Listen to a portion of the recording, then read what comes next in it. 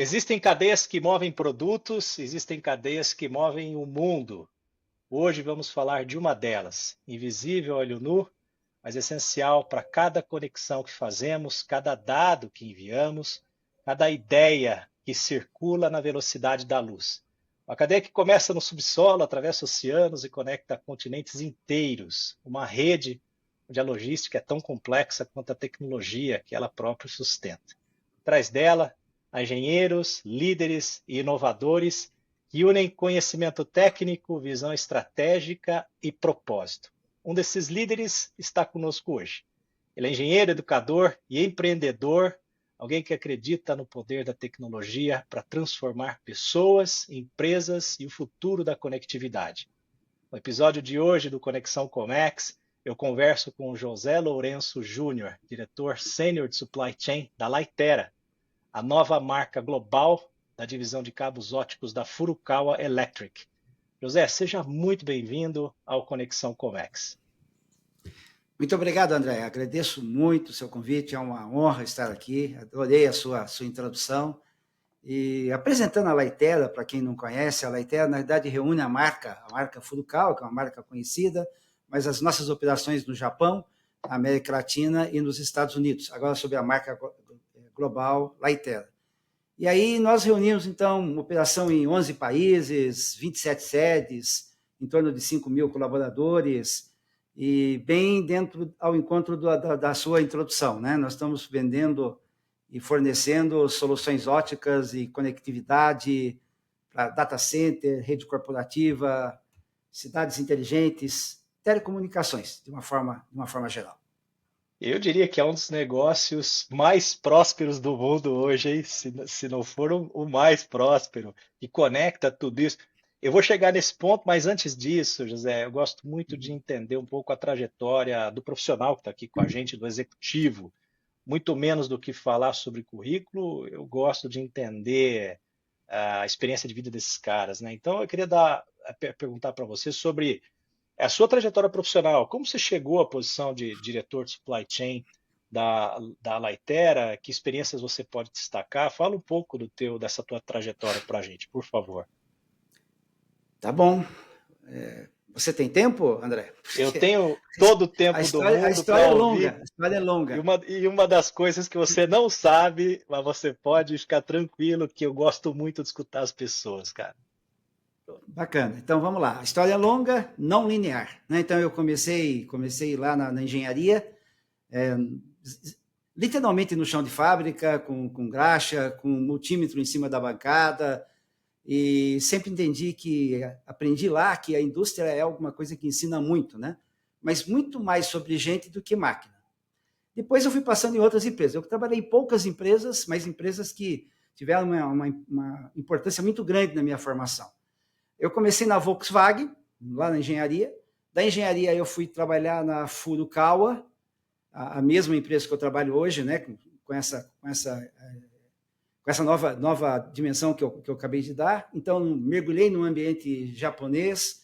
Então, já na década de 90, se falava muito em sistema Toyota de produção, quando ainda não era um assunto conhecido aqui pelo mundo ocidental, né? Isso só se tornou mais conhecido lá quando alguém escreveu um livro chamado A Máquina que Mudou o Mundo e surgiu o termo Lean Manufacturing, né? Então, eu vi isso antes, me envolvi muito com o sistema de gestão da qualidade, fui responsável pela primeira certificação ISO 9000 no Brasil.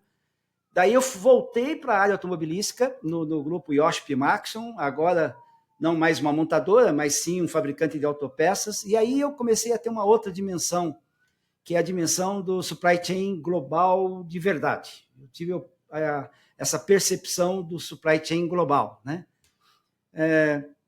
Resolvi empreender, pedi demissão lá da supply chain, da Yoship Maxon, e fui empreender. Criei uma empresa, mais um amigo, do zero, para fazer logística in-house, intralogística, né? Talvez possa chamar assim. A empresa cresceu muito rápido, virou a minha principal atividade durante uns 15 anos. Maravilha. Período muito bacana de estruturar processo, formar equipe, negociar contrato, errar, corrigir na marra, empreender é um MBA É o que MBA. não existe, né? É Dá uma lidar com ideia risco de real. data para a gente. Que ano que foi isso? Isso foi de 94, 2000 e alguma coisa. É que em alguns momentos eu comecei a ter atividades paralelas, sabe? Mas em 94 a 2000, basicamente. Tá.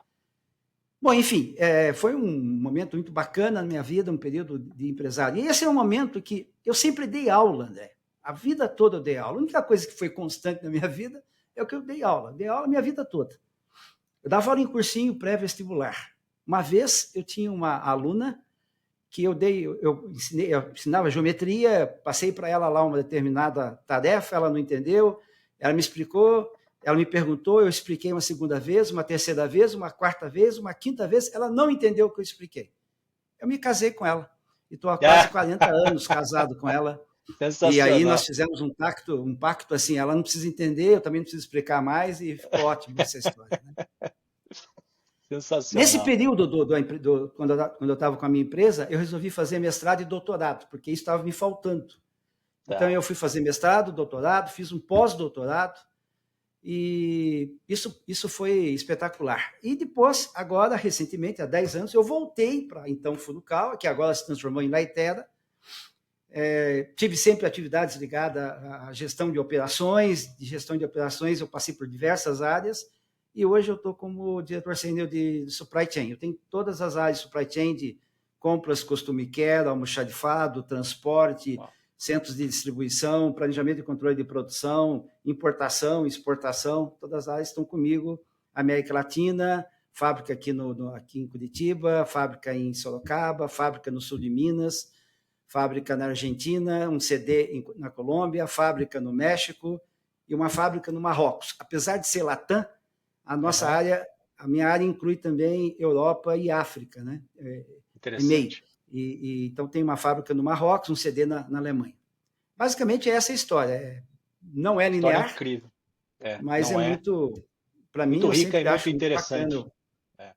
Eu acho que esse repertório que a gente acumula ao longo da nossa carreira, da nossa vida, e principalmente de um profissional como você, que teve a oportunidade de ter uma carreira não linear, essa iniciativa empreendedora é riquíssima para quem está do lado de cada mesa, como é o teu caso agora.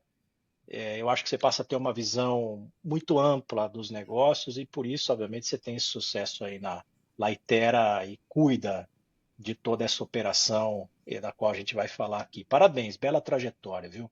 Agora, Obrigado. você não largou o ensinar, ainda hoje? Nenhuma. Sim, ainda hoje sou Ainda professor hoje. de programas de E, pós-graduação e e, e, eu acho que cada e, uma dessas atividades acabou me ensinando alguma coisa. Eu tiro um pouco de cada uma, né? Então, da engenharia, talvez eu tire aí o meu gosto por métodos, por processos. tá. Lá do empreender, eu aprendi a questão de gostar de resultados, de entender que Aham. a planilha não sobrevive ao primeiro contato com o cliente, né? A coisa que vale é o resultado final. Mas da área de educação eu aprendi a gostar de pessoas e aprendi a desenvolver pessoas e a gostar disso, né? Então da área de educação eu tirei um pouco daquela história de que na educação eu preciso traduzir complexidade em simplicidade. E isso virou uma espécie de mote na minha formação. Eu acho que isso acabou sendo muito, muito importante. Que ótimo. Isso é muito bom porque eu estou anotando algumas coisas aqui em paralelo, porque no final tem uma pergunta que não está no script, mas eu acho que você vai gostar de responder e eu teria o maior prazer em fazer essa pergunta para você, Vamos porque lá. é uma resposta que eu tenho começado a buscar, desenhar e ter a tua contribuição nisso vai ser muito importante. Lá no final. Vamos lá. Estou Olha, eu acho ansioso, hein? que. Não, vai ser legal, uma pergunta boa. Vai ser muito bom escutar a tua resposta como educador. E você falou uma frase muito importante aqui, que eu acho que tem um impacto muito grande nessa resposta, e eu também vou relembrá-la lá no final. Mas pouca gente sabe, José, vi uma reportagem dia desses dizendo que eu já sabia alguns números, mas esse me impressionou, eu não sabia desse número preciso. 90% do tráfego de internet do país chega pela nossa belíssima Praia do Futuro, lá em Fortaleza. São quase 600 cabos submarinos de fibra ótica que conectam o Brasil aos demais continentes. Ou seja, a nuvem e tudo aquilo que a gente consome de internet aqui é físico no final do dia. E é É físico. engraçado porque algumas pessoas não sabem disso. Há um tempo atrás, ainda esse ano, conversando com uma pessoa do nosso back-office, ela, lidando com os nossos contratos de data center com a Oracle, ela falou, poxa, mas o que que a gente paga aqui? O que é isso? Como que o material... Ah, isso é um servidor. E mandei para ela o vídeo de um data center. Ela ficou espantada. Não sabia que por trás de todo esse conceito nuvem existem máquinas pesadíssimas e mais do que isso. Essas máquinas, para serem conectadas entre as nações, cabos são levados de navio de um continente para o outro, né? O setor de fibra ótica, portanto, ele é essencial para toda a transformação que está acontecendo no mundo de hoje, né? Na sua visão, quais seriam os maiores desafios da cadeia de suprimentos, supply chain, para esse setor que precisa crescer, que precisa se desenvolver, que é tão essencial para a nossa economia também? Que desafios você enxerga na cadeia logística hoje? Eu acho que esse exemplo aí que você deu da Praia do Futuro é emblemático, né? É, Eu acho que ele para quem não conhece, realmente se espanta, né? Realmente ele é físico, a questão é física. Então, a transformação digital depende de uma rede de fibra e de outros equipamentos físicos, depende de uma rede uhum, física, senão não existe, né? A nuvem é só uma abstração de todo esse processo é, espalhado e tudo mais. O sistema de fibra ótica, etc., é como se fosse o sistema nervoso de toda essa transformação digital. Eu acho que a gente tem várias questões aí, vários desafios, né? No nosso caso de fibra ótica, um desafio é a complexidade logística. A gente trabalha com variação enorme de produto, de mix, de volume, o planejamento físico, a sincronização com o cliente, a disciplina na execução é realmente de uma complexidade gigante. Esse é um primeiro desafio. E dentro dele também a própria substituição tecnológica, porque as tecnologias estão se substituindo de maneira muito rápida, né? Muito rápida. Imagina, quando a Furukawa veio para o Brasil, ela veio para fabricar cabos que não existem mais.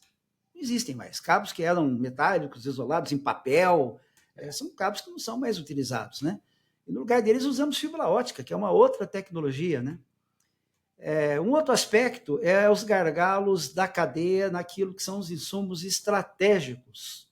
Porque, veja, nós temos toda a cadeia. Então, nós fabricamos lá o que nós chamamos de pré-forma, que nada mais é do que o vidro, né? Ainda no formato bruto, que vai ser puxado, aí ele vira lá uma fibra que é um fiozinho capilar, extremamente sensível. Isso depois vai ser pintado, vai ser transformado num cabo ou em vários cabos, e aí tem toda uma tecnologia. Nós temos esse fluxo inteiro. Não só esse, mas também os componentes, os equipamentos eletrônicos nas pontas. Mas os insumos dessas pré-formas, dessas resinas, elas são preocupantes no sentido que é um gargalo de logística, né? Então, talvez seja essa segunda restrição. o E a José, terceira é óbvia, né? O quão o nosso ambiente é volátil, né? é, É o mundo que a gente está vivendo aí com questões ligadas a barreiras técnicas, geopolíticas, tarifas, sanções, câmbios. Recentemente, aquela expressão do nearshoring, né? Foi é, substituída pelo friendshoring, né? brand shoring, É o amigo, né? É buscar nações com que eu tenha alguma afinidade ideológica até, né? Então, eu diria que são é, esses três os principais desafios, de uma maneira assim, bastante é, geral, né? bastante ampla. É, Essa é a ideia. uma curiosidade que eu fui dar uma pesquisada esse nosso papo é justamente esse processo produtivo da fibra, né?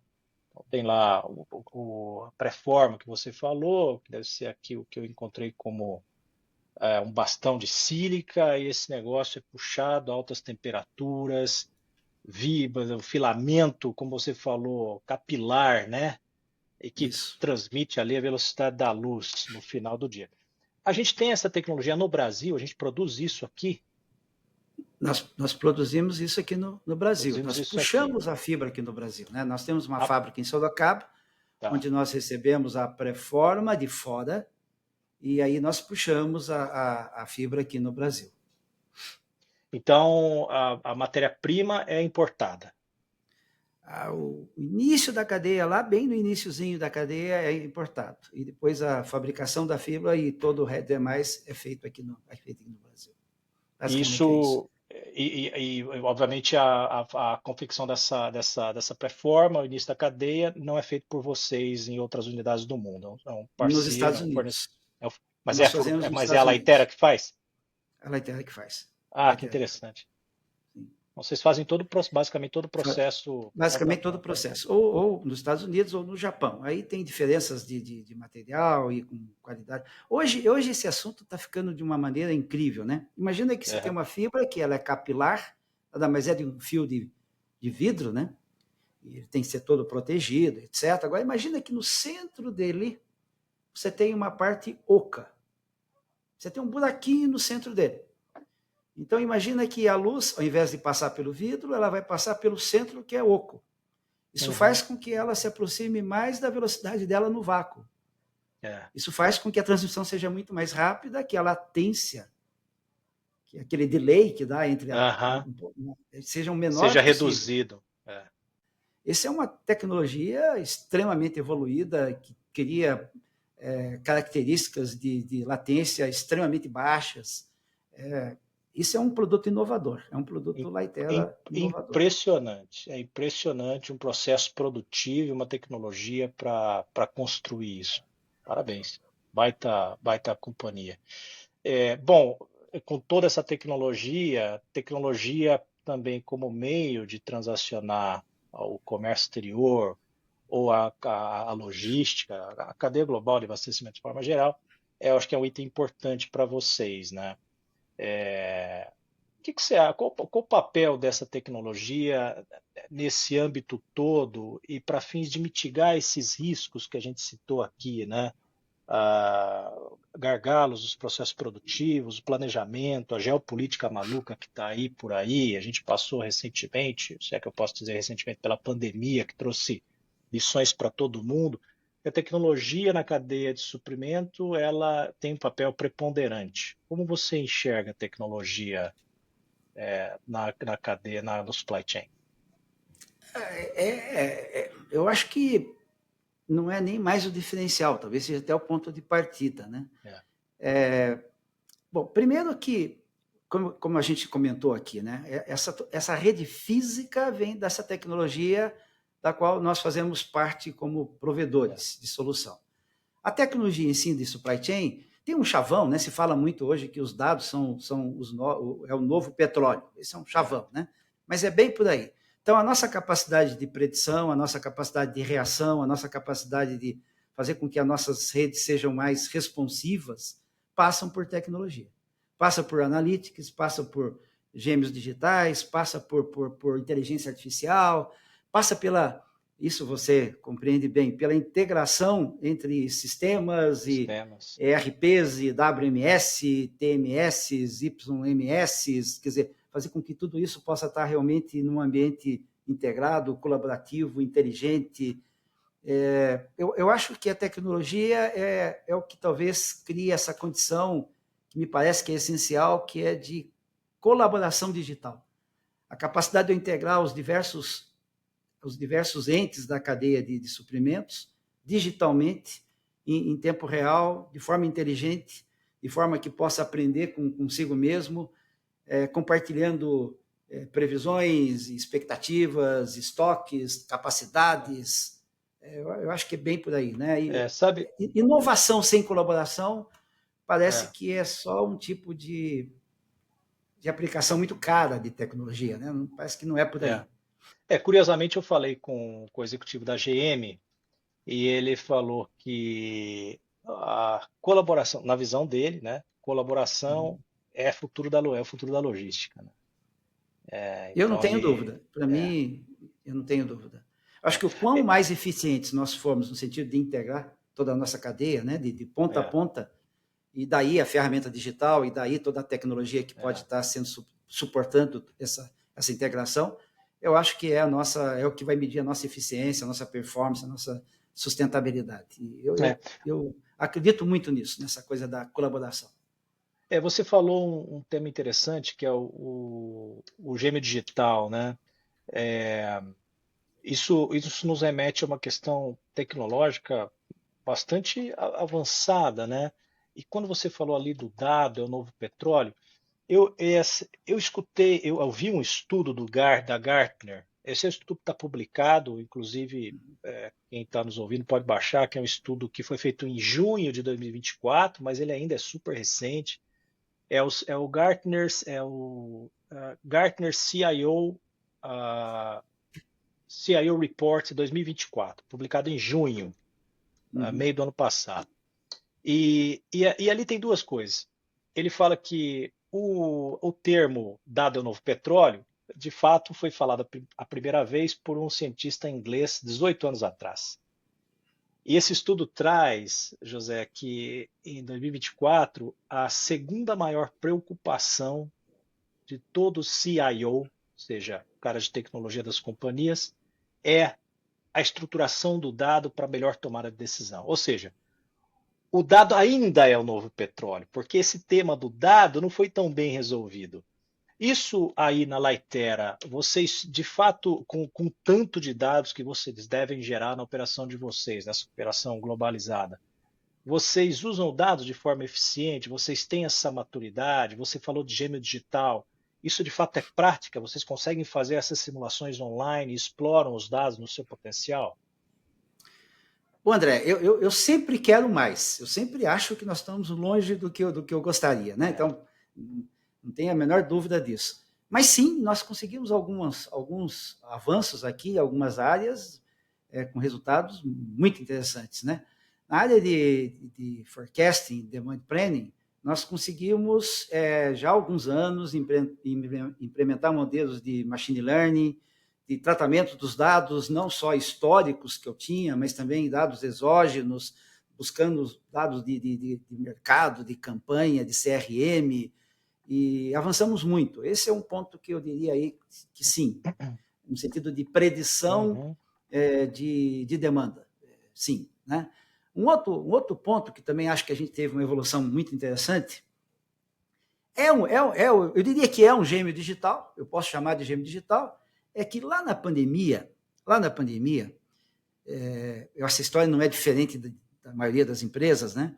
No primeiro momento, nós levamos um susto porque, puxa, peraí, eu tenho alguns produtos que vêm da Ásia e da China, exatamente daquela região lá, onde era o epicentro da pandemia. Epicentro dessa coisa, né? Meu Deus do céu, o que vai acontecer? Poxa, vai.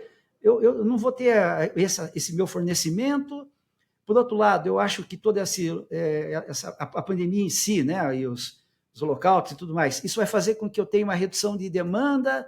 O que eu faço? Porque o que eu importo com 3, 4 meses de antecedência, lógico, é um período de transit time, eu não tenho como parar navio, e essa perspectiva não durou 1 ou 2 dias, porque inverteu rapidamente. Pelo contrário, as pessoas foram para casa, as que poderiam ir para casa, e em casa elas precisavam de banda larga, elas precisavam de acesso, portanto, elas precisavam do nosso produto, e eu comecei a vender muito mais, uma explosão de algumas linhas nossas, e aí a nossa grande dificuldade era ter matéria-prima para atender aquela demanda tão súbita e tão exponencial.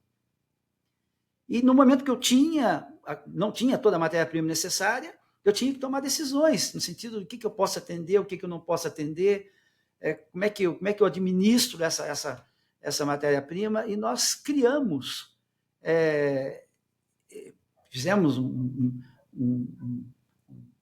inicialmente um piloto no Excel, e depois virou um sistema, depois se integrou com BI, nós criamos uma simulação de resultados.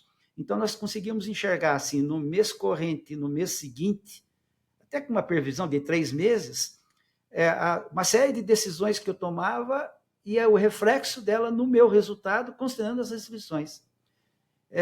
simulando realmente todo o ambiente empresarial de produção, de venda, distribuição e resultado.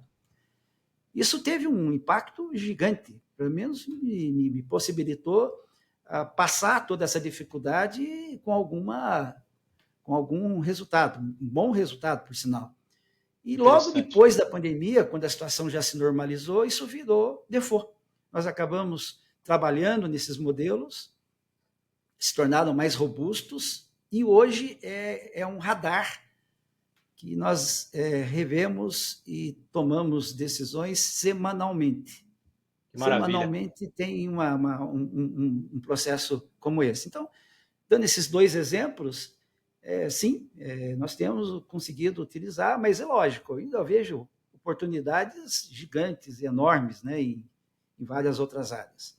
A gente acho que nunca está satisfeito com esse tipo de coisa, né? Sempre acha. Não, acho que a tecnologia ela sempre dá mais pista para você poder correr na sua plenitude, né? Quer dizer, a gente sempre tem tecnologia nova. E outra, né? Eu tive uma viagem para a China, voltei há poucos dias, e numa das palestras que eu assisti da BCG, na verdade é o braço de tecnologia da BCG, a BCG X. Ela fala que a realidade muda na China a cada semana, né? Então você tem tecnologias cada vez melhores, a um custo baixo, fácil acesso e que supera a tecnologia da semana anterior, né? Então você sempre tem mais por fazer. Essa inquietação é importante. Não adianta ter a tecnologia disponível se você está acomodado. Eu acho que a grande inovação vem dessa inquietação, dessa busca e de, obviamente, ter as ferramentas, a tecnologia base disponível para você conectar os pontos e dar o próximo passo no âmbito da inovação. Essa questão muito interessante que você disse que traz, isso virou prática pós-pandemia. A gente tem algumas práticas aqui também na companhia que nasceram na pandemia, uma gestão de risco um pouco mais eficiente e que se tornou uma reunião agora com menos frequência, mas uma reunião continuada, minimamente uma vez por mês e quando precisa, com um pouco mais frequência. A gestão de risco, eu acho que essa é uma ferramenta também de gestão de risco, essa que vocês criaram, né? Vocês devem usar para monitorar ambientes, para monitorar o teu planejamento, a demanda, e, portanto, é uma ferramenta de gestão de risco fundamental para um processo global como o de vocês, né?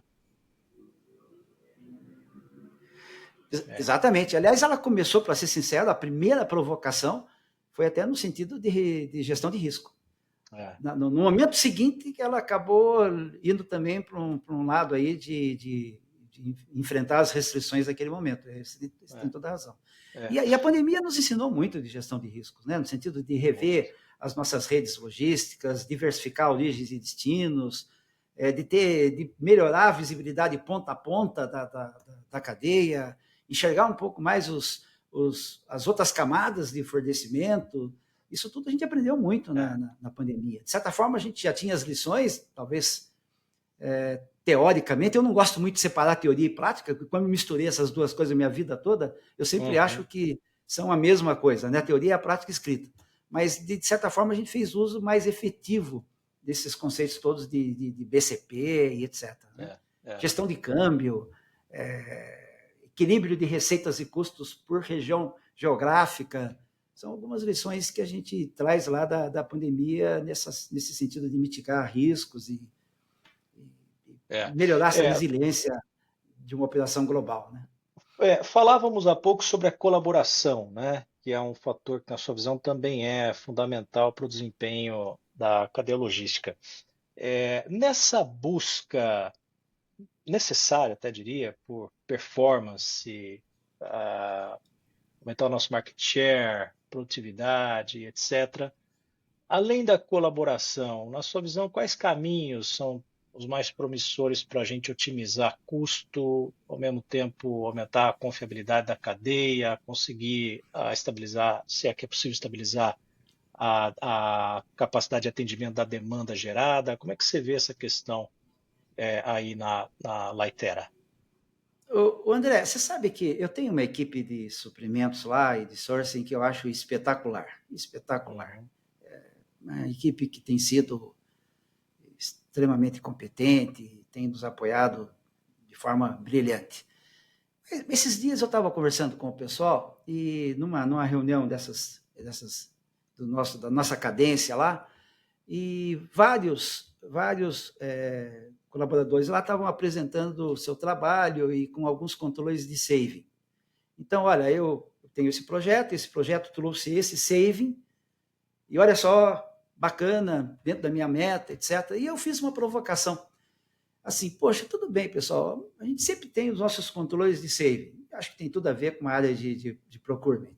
Mas não devíamos ter também uma gestão de quanto que eu agreguei de valor ao longo da cadeia? Sabe que eu devia apresentar o saving, mas também a agregação de valor. Eu consegui agregar esse valor porque eu consegui enxergar a cadeia e consegui, de alguma maneira, implementar algum tipo de ganho. Sabe que nós não devíamos... Foi uma provocação que deu uma discussão gigante e algumas ações muito interessantes, né? Então, eu diria assim, sim, eu tenho que reduzir e otimizar custos, eu tenho que buscar mais eficiência, mas eu tenho principalmente que reduzir desperdício. Isso está muito ligado até com a nossa filosofia japonesa lá do sistema Toyota de produção, né? Então, eu tenho que usar a tecnologia para que ela possa me ajudar a evidenciar, a tornar visível, acima da linha d'água, essas oportunidades de identificar e minimizar desperdício. Então, como é que eu acho que isso pode acontecer? Nós já falamos em colaboração aqui, mas integração colaborativa. Esse é uma avenida de possibilidades, né? Então, se eu consigo participar dos planejamentos lá dos meus clientes, ou se eu dou a chance dos meus fornecedores participar do meu planejamento, eu acho que é um caminho interessante. Nós evoluímos para a VIMAI, algo que a gente queria há tantos anos e recentemente implementamos em vários dos nossos distribuidores, onde eu consigo realmente gerir o estoque, enxergar a outra ponta, né, de uma maneira não só de sell-in, mas de sell-out. Então, acho que modelos colaborativos talvez seja parte dessa resposta da pergunta que você me fez. Ótimo. A outra talvez seja realmente, de novo, as questões ligadas à eficiência, mas eficiência inteligente, né? Uso realmente de analytics, usar automação nesse sentido, né, de prever demanda, de reduzir variabilidade, de eliminar desperdício. E talvez eu poderia dizer alguma coisa assim,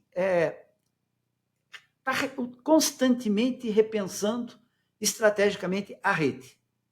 Então, por exemplo, lá da teoria, by the book, a gente aprende lá aqueles 4 modelos estratégicos, make to stock, make to order, assembly to order, engineer to order, né? Mas, na realidade, eu tenho um modelo que não é exatamente nenhum deles, ou é uma parte deles, né? Como eu tenho um percentual de fornecedores muito, muito relevante, que estão fora do Brasil, estou falando aqui do Brasil agora, eu tenho que fazer compras antecipadamente à minha demanda real. Então, antes de eu ter um pedido realmente colocado, eu tenho que antecipar a compra, porque senão meu lead time não é competitivo. Isso. Então, eu não é um make to order. Por que é um make to order? Make to order é agora. Recentemente a Embraer vendeu não sei quantos aviões. Significa que ela pegou os pedidos e aí sim ela vai emitir o pedido de compra de matéria-prima dela. No meu caso, não. Eu estou comprando matéria-prima em avanço, antecipadamente, e aí sim eu estou aguardando o pedido. Eu chamei esse negócio de MTD. Manufacture to Demand. Eu vou patentear esse nome, não sei se existe por aí. Eu dei uma pesquisada e não achei. Então, eu tenho que estar redesenhando a minha rede, porque hoje eu tenho determinado mercado, determinado canal, onde eu posso me dar o luxo de ter um MTO, para outros canais eu preciso ter um MTD, e para outros canais eu preciso ter um make to stock, porque a expectativa do cliente é prompt delivery, é ser atendido imediatamente. Então, o tempo todo eu estou redesenhando a minha rede. Eu acho que esse é um outro ponto que talvez a gente possa estar compondo até porque o mercado é dinâmico, né, José? Você tem que estar muito atento a questionar o status quo, o by the book, e implementar e trazer conceitos novos para atender à realidade de um mercado que está pulsando muito, que é esse mercado de comunicação, que é o mercado no qual vocês estão inseridos no final do dia, né? Vocês viabilizam, né? E vai ter uma demanda muito crescente, eu acho, com essa explosão de construção de data centers por conta da inteligência artificial, né? Eu acho que a demanda por produtos como o da Lightera vai aumentar sobremaneira, né? E está preparado para atender essa demanda da melhor forma possível. Eu acho que dá ali uma liberdade poética para você criar novos modelos de suprimento, produção e etc. Você citou sobre o seu time, e esse é um negócio super importante, ter um time que consiga pensar, executar e, quando é provocado, consiga atender à provocação. Você tem percebido neles o impacto da inteligência artificial de uma forma positiva? Na prática, a Lightera tem uma política de uso de IA para produtividade, ali para o teu back-office, para esse teu time de supply chain. Então, ou seja, vocês usam o ChatGPT, usam qualquer outra AI, o time usa isso, o time está assustado, está pensando que vai ser substituído pela IA ou não está, acha que vão se transformar em super-homens e super-mulheres com a IA. Como é que está isso na cabeça do time? Como é que você vê isso na Lightera? Viu, André? Eu tenho uma posição muito pragmática sobre isso, porque eu já vivi tantas transformações digitais, né? Eu brinco com os meus alunos que eu não sou nem Jurássico, sou Triássico, fui antes do período Jurássico, né? Mas eu mantive o meu firmware bem atualizado, sabe? Ele está bem up-to-date aí, porque eu gosto de tecnologia. E essas transformações foram acontecendo e a gente foi absorvendo. Eu me lembro quando, lá atrás, alguém falava em SuperCalc, Lotus 123, que é os antecedentes aí do Microsoft Excel, né? Excel. E aí, de repente, tem um negócio chamado planilha eletrônica. E quem é que vai ter planilha eletrônica? Quem é que tinha computador? Era só o chefe que tinha computador, que era justamente o cara que não sabia mexer com esse negócio. Eu acho que a gente aprendeu a usar essas ferramentas todas, como a gente vai aprender a usar a IA de forma muito positiva, né? Acho que a gente está nesse momento agora de discutir, de aprender, de discutir questões outras ligadas. Nós temos Copilot como default, dentro do pacote Office, tem algumas outras aplicações, a gente desenvolveu algumas ferramentas internamente, usando, como, por exemplo, similaridade de produto. Eu dou uma descrição e ele me procura no meu estoque algo similar, algo que possa substituir com alguma implementação tecnológica. Não é simplesmente esse por aquele, não é mudança de cor. Eu tenho um cabo LAN da cor azul e eu tenho um vermelho no similaridade estoque. Não é nas isso, características dos atributos do produto. É muito mais do que isso. Você pode usar aquele, mas você vai ter que compor a solução com isso, com aquilo. Poxa, Eu diria que nós estamos aprendendo. E eu, pessoalmente, tenho incentivado muito a equipe a usar, a experimentar, a errar pequeno, mas errar rápido. Isso eu faço muito essa provocação, né? Então, a minha posição final é essa. Eu acredito muito que é simplesmente mais uma ferramenta. Lógico, ela tem uma importância gigante. Eu acho que ela dá um ponto de inflexão, mas que a gente vai aprender a usar e vai usar de forma bastante tranquila. O Fórum Econômico Mundial, na sua última, agora lançou há pouco o release atual do Futuro do Trabalho. Eu já venho acompanhando esse relatório, belíssimo relatório. Também a audiência pode baixar, que ela é gratuita. Lá no Fórum Econômico Mundial, lança ali no Google Futuro do Trabalho, já vem o PDF com análises bastante importantes, impactantes sobre o futuro do trabalho, debaixo desse viés todo, dessa nova era transformacional, né? Mas ali ele aponta que o pensamento analítico continua sendo uma habilidade essencial e uma das mais procuradas pelos empregadores e pelas indústrias. Junto com ele, pensamento criativo, resiliência, flexibilidade como comportamento e agilidade, curiosidade, o tal do lifelong learning, que é o teu caso, a atualização da BIOS, né, do teu firmware, como você falou, essas são características que você busca nos profissionais? É uma característica que você incentiva de seu time desenvolver? Bingo, são exatamente essas É. características, né? Eu também acompanho esse relatório, acho que mais de uma década, Ah, que e ótimo. sabe o que acontece? Essa coisa da...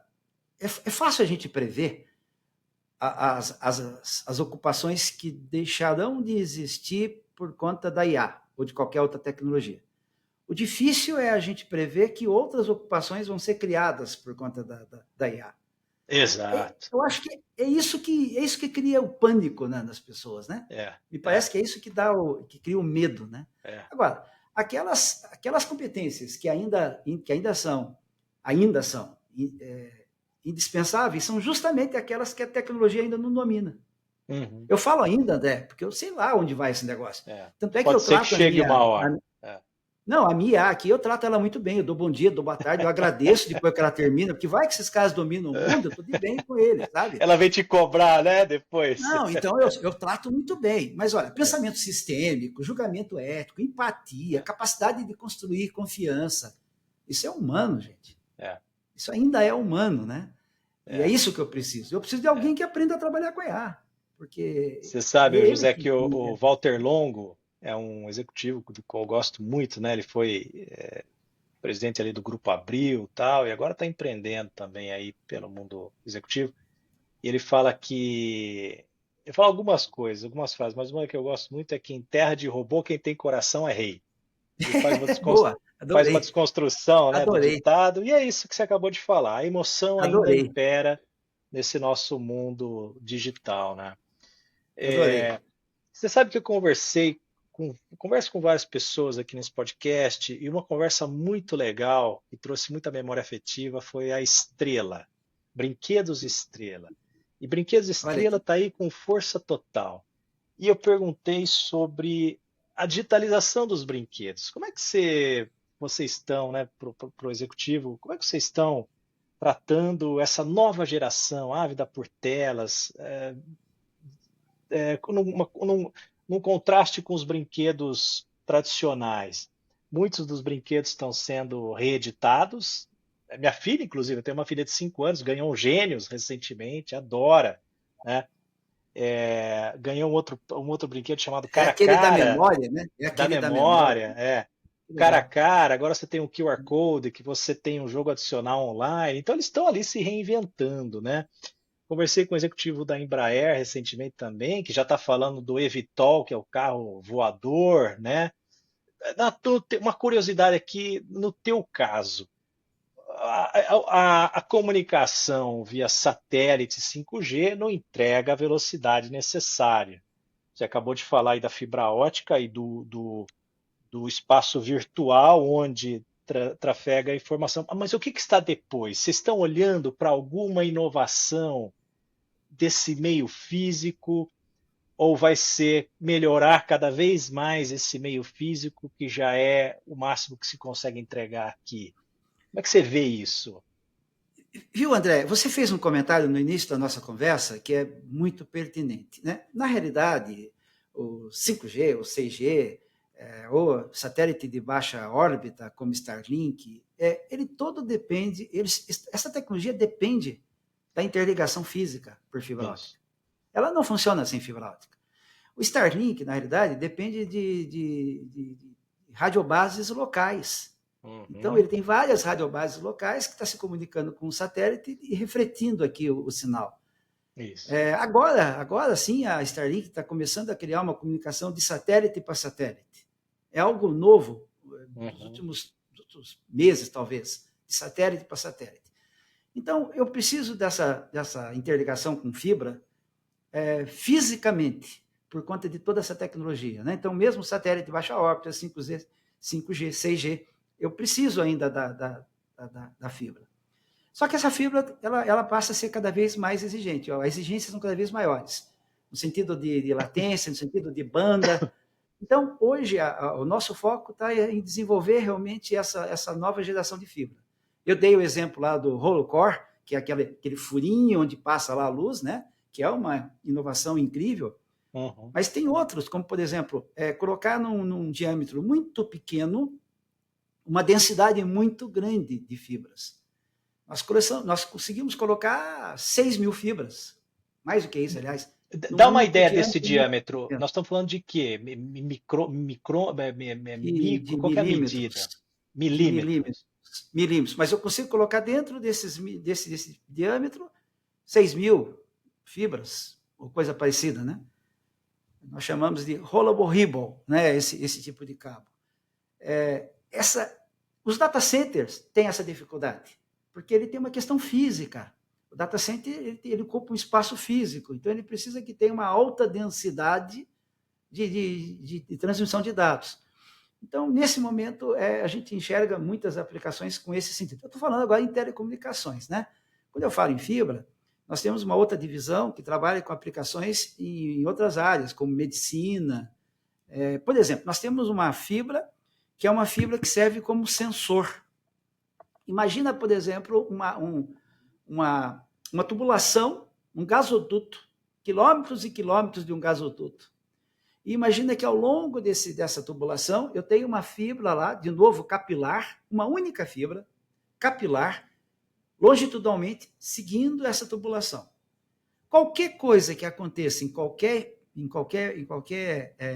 local, que pode ser uma vibração, não precisa ser um terremoto, uma vibração, uma movimentação de terra, uma tentativa de vandalismo. Uma ruptura, Aquela pode fibra ser. percebe, ela detecta e ela diz o ponto onde ocorreu. Em tempo real. Em tempo real mesmo, que eu estou falando em velocidade da luz. Ela diz assim, olha, lá no quilômetro X houve alguma coisa estranha, movimentou o gasoduto. Então, essas aplicações têm sido hoje... nós temos uma divisão. Quando eu expliquei da Latam, eu falei que tem uma divisão NAR, uma divisão Latam, que inclui Europa e África, e uma divisão Japão. Mas tem uma quarta divisão, que não é geográfica, que trata justamente dessas novas tecnologias Interessantíssimo. aplicadas à fibra. Esse é um Interessantíssimo. assunto que tem muita história para contar. Acho que a gente vai precisar de um outro talvez um outro E é encontro. engraçado porque a gente não percebe a importância disso no dia a dia, né? Quer dizer, a gente é usuário, nós todos aqui como usuários, né? As indústrias, pessoas físicas como usuários dessa telecomunicação toda, não enxerga isso no final do dia, né? Mas de fato uma indústria muito importante para o nosso mundo de hoje. José, muito obrigado pelo seu tempo. Foi um prazer enorme conversar com você, entender um pouco mais da sua trajetória, da sua visão para a Laitera. Eu desejo nada menos do que um sucesso absoluto nos próximos anos de operação e na tua vida. Muito obrigado pelo seu tempo, viu? Eu que agradeço, conversa muito gostosa, esse assunto me é muito caro, esse relacionamento foi muito, muito, muito agradável, muito simpático, muito obrigado pela acolhida, muito obrigado pelo convite. Um grande abraço.